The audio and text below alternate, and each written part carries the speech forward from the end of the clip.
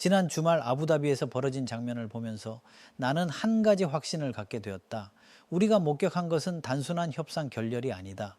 이것은 전후 국제 질서가 작동하던 방식 자체의 종료를 알리는 신호였다. 거의 4년 만에 처음으로 우크라이나, 러시아, 그리고 미국이 같은 테이블에 앉았다.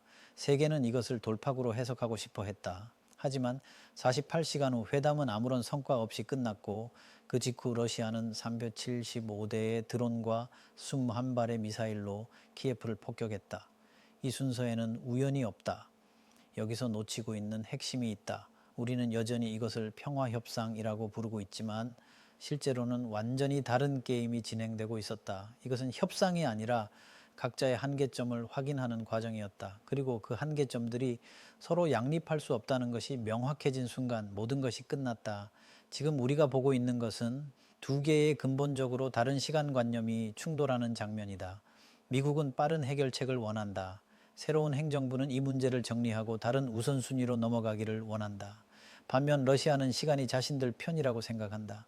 서방의 지원 의지가 약해질 것이고 우크라이나의 저항력이 소진될 것이라고 계산하고 있다. 하지만 이런 분석조차 표면적이다. 진짜 문제는 더 깊은 곳에 있다. 바로 영토에 대한 개념 자체가 근본적으로 달라졌다는 점이다. 푸틴이 돈바스 전 지역을 요구하는 것을 단순한 협상 전술로 보는 시각이 있다. 하지만 나는 이것이 전술이 아니라 존재론적 입장이라고 본다. 러시아에게 돈바스는 더 이상 협상 대상이 아니다. 이것은 역사적 땅이라는 푸틴의 표현에서 드러난다. 여기서 역사적이라는 단어는 시간을 초월한 권리를 의미한다. 젤렌스키가 우리가 여전히 보유하고 있는 영토는 절대 포기할 수 없다고 선언할 때도 마찬가지다. 이것은 협상 포지션이 아니라 우크라이나 국가의 정체성에 대한 근본적 정의다. 여론조사에서 우크라이나 국민의 압도적 다수가 영토 양보에 반대하는 것도 같은 맥락이다. 그렇다면 우리는 어떤 상황에 직면해 있는가? 두 당사자가 모두 자신들에게는 양보할 수 없는 핵심 조건을 갖고 있고 그 조건들이 물리적으로 동일한 땅을 놓고 정반대로 설정되어 있다. 이것은 제로섬 상황이 아니다. 이것은 마이너스섬 상황이다. 여기서 미국의 역할이 결정적으로 중요해진다. 평화 중재자로서의 미국이 아니라 자신만의 계산법을 갖고 있는 제3의 행위자로서의 미국 말이다. 새로운 미국 행정부가 보여주고 있는 신호들을 종합해보면 이들의 우선순위가 명확해진다. 우크라이나 문제를 빨리 정리하고 다른 곳으로 주의를 돌리고 싶어 한다.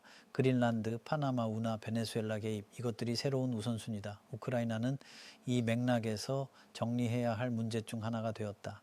이런 시각에서 보면 아부다비 회담의 역학이 다르게 보인다. 미국은 합리적 타협점을 찾으려고 했을 것이다. 하지만 양쪽 모두에게 합리적이라는 개념 자체가 작동하지 않는 상황에서 중재는 불가능하다. 특히 주목해야 할 점은 회담 진행 방식이다. 우크라이나 측에서는 젤렌스키가 직접 참석하지 않고 루스템 우메로프 국방안보회의 사무총장과 키릴로 부다노프 새 참모총장을 보냈다. 러시아 측에서는 더욱 흥미롭게도 이고르 코스튜코프 군정보부장이 협상을 이끌었다. 이것은 무엇을 의미하는가? 러시아가 이것을 정치적 협상이 아니라 군사적 현실 확인 과정으로 접근했다는 신호다.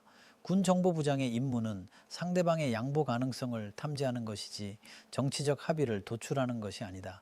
이는 러시아가 여전히 군사적 해결책을 염두에 두고 있다는 의미다. 스티브 위트코프 특사가 다보스에서 한 가지 쟁점만 남았다고 말한 것도 이런 맥락에서 이해해야 한다. 그가 말한 한 가지 쟁점은 기술적 문제가 아니라 근본적 철학의 차이였다. 즉 영토를 현실적 거래 대상으로 보느냐 아니면 절대 양보할 수 없는 정체성의 핵심으로 보느냐의 차이였다. 회담이 진행되는 동안에도 전선에서는 치열한 전투가 계속되었다. 특히 돈바스 지역에서 러시아군이 우크라이나군에게 압박을 가하고 있었다. 이것은 우연이 아니다. 협상 테이블에서의 입장은 전장에서의 현실에 의해 뒷받침되어야 한다는 것이 러시아의 일관된 접근법이다. 그리고 회담이 끝나자마자 벌어진 대규모 공격, 이것이 핵심이다. 러시아는 협상을 통해 얻을 수 있는 것과 군사적으로 얻을 수 있는 것을 저울질했고 후자를 선택했다. 3.75대의 드론과 21발의 미사일은 외교적 메시지가 아니라 전략적 선택이었다. 키예프에서 80만 명이 전력 공급이 중단되고 수백만 명이 영하 10도의 추위 속에서 난방 없이 지내게 되었다. 이것은 우크라이나 국민의 의지를 꺾기 위한 계산된 행동이다. 하지만 여기서도 러시아는 잘못 계산하고 있을 수 있다. 지난 4년간의 경험을 보면 이런 공격들이 오히려 우크라이나인들의 저항 의지를 강화시켜 왔다. 러시아가 고통을 통한 항복이라는 오래된 전략에 여전히 매달리고 있다는 것은 그들이 우크라이나 사회의 변화를 제대로 이해하지 못하고 있다는 증거다. 하지만 더 큰 그림에서 보면 이런 공격들은 단순히 우크라이나를 겨냥한 것이 아니다. 이것은 서방 전체에 보내는 메시지다. 우리는 아직 끝내지 않았다. 우리는 여러분이 지칠 때까지 기다릴 수 있다는 것이다. 실제로 유럽 각국에서 우크라이나 지원에 대한 피로감이 누적되고 있는 것은 사실이다. 경제적 부담, 에너지 위기, 난민 문제, 이 모든 것들이 서서히 유럽의 결속을 약화시키고 있다. 러시아는 이것을 정확히 읽고 있다. 그런데 여기서 놓치고 있는 변수가 있다. 바로 유럽 자체의 변화다. 프랑스와 영국이 우크라이나 평화협정 이후 군사기지를 설치하겠다고 발표한 것은 단순한 안전보장이 아니다. 이것은 유럽이 미국의 보호 우산 밖에서도 독자적인 안보 역할을 하겠다는 선언이다. 이런 움직임은 러시아의 계산에 포함되어 있지 않았을 가능성이 높다. 마크롱이 수천 명의 프랑스군을 배치할 수 있다고 말한 것, 영국이 구체적인 군사시설 계획을 발표한 것, 이것들은 미국이 철수하더라도 유럽이 독자적으로 러시아를 견제하겠다는 의미다. 하지만 이것도 러시아에게는 오히려 기회로 보일 수 있다.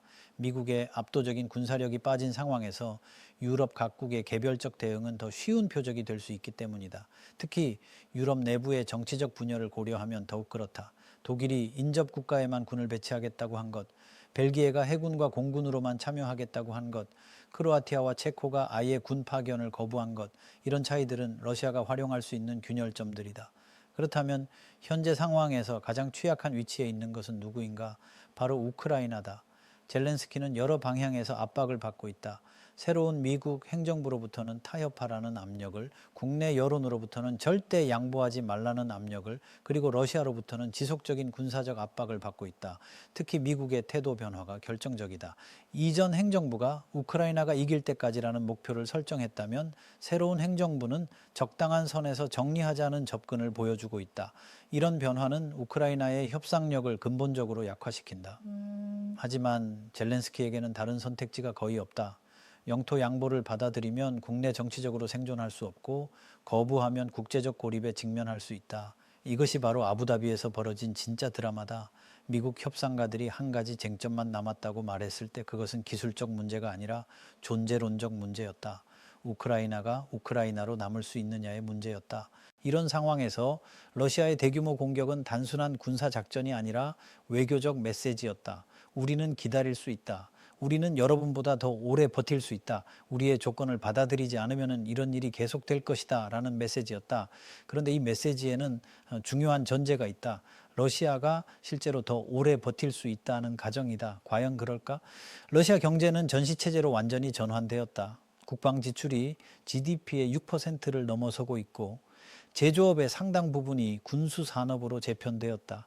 단기적으로는 이것이 효과적일 수 있지만 장기적으로는 지속 가능하지 않다. 더 중요한 것은 인적 자원이다. 러시아군의 월간 손실률이 현재 수준을 유지한다면 내년 말까지 동원 가능한 인력이 상당히 제한될 것이다. 이미 중앙아시아와 아프리카에서 용병을 모집하고 있는 것도 이런 압박의 증거다. 하지만 푸틴에게는 이런 계산보다 더 중요한 것이 있다. 바로 정치적 생존이다. 이 전쟁에서 의미 있는 성과 없이 끝난다면 그의 권력 기반 자체가 흔들릴 수 있다. 따라서 그에게는 경제적 비용이나 인적 손실보다 정치적 승리가 더 중요하다. 이것이 바로 현재 교착 상태의 핵심이다. 세 당사자 모두가 양보할 수 없는 핵심 이익을 갖고 있고 그 이익들이 서로 배타적이다. 아부다비 회담 이후 즉시 예정된 2월 첫째 주 재회담이라는 발표도 흥미로운 신호다. 표면적으로는 지속적인 대화 의지를 보여주는 것처럼 보이지만 실제로는 각자가 시간을 벌려는 전술적 계산의 결과일 가능성이 높다. 러시아는 겨울 추위를 활용해 우크라이나에 대한 압박을 최대화하려 한다. 에너지 인프라 파괴를 통해 민간인들의 고통을 가중시켜 정부에 대한 불만을 증폭시키려는 전략이다. 우크라이나는 새로운 서방 무기 시스템의 도착과 봄 공세 준비를 위한 시간이 필요하다. 미국은 가장 복잡한 계산을 하고 있다. 우크라이나 문제를 빨리 정리하고 싶어 하지만 너무 성급한 해결이 미국의 신뢰성을 손상시킬 수 있다는 것도 인식하고 있다. 특히 아시아 동맹국들이 우크라이나에서의 미국 행동을 중국과의 갈등에서의 미국 행동을 예측하는 기준으로 삼고 있기 때문이다. 하지만 여기서 가장 주목해야 할 것은 회담 참석자들의 구성이었다. 우크라이나에서는 군사 전문가들이, 러시아에서는 군 정보부장이 주도했다는 점이다. 이것은 양측 모두 이것을 정치적 협상이 아니라 군사적 현실 확인 과정으로 접근했다는 의미다. 결국 미국이 할 수 있는 것은 각자에게 양보하지 않을 경우의 비용을 설명하는 것뿐이었다. 하지만 이런 접근법에는 근본적 한계가 있다. 양측 모두 이미 상당한 비용을 지불하고 있고 그 비용을 감수하면서도 자신들의 입장을 고수하고 있기 때문이다. 회담 중간에 벌어진 러시아의 대규모 공격은 계산된 메시지였다. 우리는 협상하면서 동시에 압박을 가할 수 있다는 뜻이었다. 특히 에너지 인프라를 겨냥한 것은 우크라이나 국민들의 정부 지지를 약화시키려는 의도였다. 하지만 러시아의 이런 계산에는 중요한 변수가 빠져 있다. 바로 우크라이나 사회의 회복력이다. 지난 4년간의 경험을 보면 이런 공격들이 오히려 저항 의지를 강화시키는 역설적 효과를 보여왔다. 이것은 러시아가 여전히 소비에트 시대의 사고방식에서 벗어나지 못했다는 증거일 수 있다. 그렇다면 앞으로 어떤 변화가 가능할까? 첫 번째 시나리오는 현상 유지다. 전쟁이 계속되면서 가끔씩 협상이 시도되지만 실질적 진전은 없는 상황. 이것은 모든 당사자에게 최악의 시나리오지만 동시에 가장 가능성이 높은 시나리오이기도 하다. 두 번째는 점진적 소진이다. 모든 당사자가 서서히 지쳐가면서 원래 목표보다 훨씬 낮은 수준에서 타협하게 되는 경우다. 이것이 현재로서는 가장 현실적인 시나리오일 수 있다. 세 번째는 외부 충격이다. 미국의 새로운 국방 전략이 동맹국들에게 더 제한적 지원만 제공하겠다고 선언한 것은 유럽 전체의 안보 계산을 바꿀 수 있다. 반대로 유럽이 독자적인 군사력을 크게 강화한다면 러시아의 계산도 달라질 수 있다. 중국의 역할 변화도 중요한 변수다. 현재 중국은 러시아를 경제적으로 지원하면서도 직접적인 군사 개입은 피하고 있다. 하지만 미중 갈등의 심화나 완화에 따라 이런 균형이 바뀔 수 있다. 네 번째는 기술적 돌파구다. 새로운 무기 시스템이나 전술의 등장이 전장의 균형을 근본적으로 바꿀 수도 있다. 드론 기술의 급속한 발전이 이미 이런 변화의 조짐을 보여주고 있다. 다섯 번째는 내부 정치 변화다. 러시아, 우크라이나, 미국 중 어느 한 나라에서라도 정치적 지형이 크게 바뀐다면 전체 상황이 달라질 수 있다. 특히 러시아 내부의 엘리트 갈등이나 우크라이나 내부의 전쟁 피로감이 중요한 변수가 될 수 있다. 하지만 이 모든 시나리오들에는 공통점이 있다. 바로 기존의 국제 질서가 더 이상 작동하지 않는다는 점이다. 우리가 지금 목격하고 있는 것은 단순히 한 지역의 분쟁이 아니라 전후 70여 년간 유지되어 온 국제 체제의 근본적 재편 과정이다. 이런 전환기에는 작은 사건이 큰 변화의 촉발점이 될 수 있고 반대로 큰 노력이 아무런 결과를 가져오지 못할 수도 있다. 아부다비에서의 48시간이 바로 그런 예다. 세계가 주목하는 가운데 벌어진 역사적 회담이었지만 결과적으로는 기존의 교착 상태만 재확인했을 뿐이다. 그러나 이런 실패조차 중요한 의미가 있다. 이것은 과거의 방식으로는 더 이상 문제를 해결할 수 없다는 것을 분명히 보여주었기 때문이다. 전통적인 외교나 협상 기법만으로는 이런 근본적 대립을 해소하기 어렵다는 현실이 드러났다. 앞으로 우리가 보게 될 것은 새로운 형태의 균형 찾기 과정이다. 그것이 어떤 모습일지는 아무도 예측할 수 없지만 한 가지 확실한 것은 과거로의 복귀는 불가능하다는 점이다. 우크라이나 전쟁이 끝나더라도 그 결과로 만들어지는 새로운 질서는 이전과는 완전히 다른 것이 될 것이다. 하지만 여기서 한 가지 더 주목해야 할 점이 있다. 바로 이런 불확실성 자체가 새로운 기회를 만들어낼 수도 있다는 점이다. 기존의 안정적 질서가 무너지면서 새로운 행위자들이 등장할 수 있다. 유럽이 독자적 군사력을 구축하는 것도 그런 예다. 또한 기술적 변화도 중요한 요소다. 우크라이나 전쟁에서 드론의 역할이 급격히 확대된 것처럼 새로운 기술이 군사적 균형을 바꿀 수 있다. 경제적 측면에서도 변화가 일어나고 있다. 서방의 대러시아 제재가 장기화되면서 글로벌 공급망이 재편되고 있고 새로운 경제 블록들이 형성되고 있다. 그리고 무엇보다 중요한 것은 각국 내부의 정치적 변화다. 장기간의 갈등과 경제적 부담이 지속되면서 러시아에서는 엘리트층의 불만이 커지고 있고 서방 국가들에서는 우크라이나 지원에 대한 회의적 시각이 확산되고 있다. 아부다비 회담의 실패는 이런 맥락에서 보면 하나의 징조에 불과하다. 현재 우리가 보고 있는 것은 옛 질서의 해체 과정이고 새로운 질서의 윤곽은 아직 분명하지 않다. 하지만 한 가지는 분명하다. 더 이상 어느 한 나라가 단독으로 국제 질서를 주도할 수 있는 시대는 끝났다. 우리가 향하고 있는 것은 다극적이면서 동시에 더욱 복잡하고 불안정한 세계다.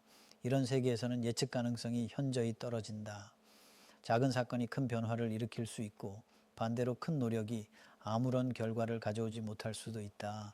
우크라이나 전쟁의 향방을 예측하는 것도 이런 맥락에서 봐야 한다. 현재로서는 어떤 확정적 결론도 내리기 어렵다. 하지만 한 가지 확실한 것은 이 전쟁의 결과가 향후 수십 년간의 국제 질서를 결정할 것이라는 점이다. 만약 러시아가 상당한 성과를 거둔다면 이것은 무력을 통한 영토 변경이 여전히 가능하다는 선례를 남길 것이다. 반대로 우크라이나가 영토를 회복한다면 국제법과 주권 원칙이 여전히 유효하다는 것을 증명할 것이다. 하지만 가장 가능성이 높은 것은 어정쩡한 결말이다. 양측 모두 완전한 승리나 패배 없이 새로운 균형점에서 타협하게 되는 경우다. 이것이 바로 아부다비에서 벌어진 48시간이 우리에게 주는 가장 중요한 교훈이다. 우리는 지금 역사의 전환점에 서 있고 그 전환의 방향은 아직 정해지지 않았다는 것을